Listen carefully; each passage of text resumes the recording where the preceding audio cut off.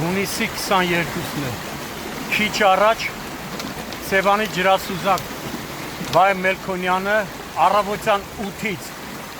Փամբակ գետում որոնողական աշխատանքների արդյունքում հայտնաբերեց 13-ամյա ջրահեղձ եղած աղջնակի մարմինը։ Այս պահին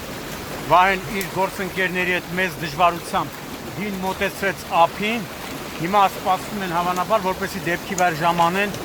քննիչները։ Այսօր գիտեք, Լոռու մարզեր ժամանել նաև ներքին գործերի նախարար Արփինե Սարգսյանը,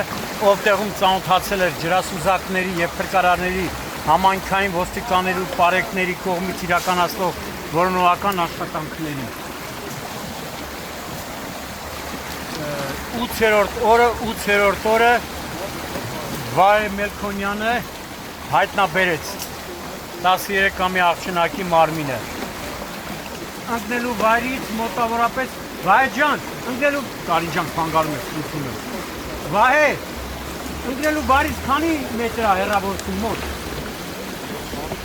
Մոտ 600 մետր եւ ինչքան խորություն։ Վահեն երեխայի մարմինը հայտնաբերել է մոտ 600 մետր հեռավորության վրա ընկնելու վայրից եւ մոտ 1.5 մետր խորության մեջ։ Ես որ ասում եմ, Վահեի անունը պիտի ոսկե տառերով գրվի փրկարար ծառայության պատմության մեջ եւ ոչ միայն Վահեի, այլև հենց բոլոր ջրասուզակների, բայց դե Վահեն իմ համար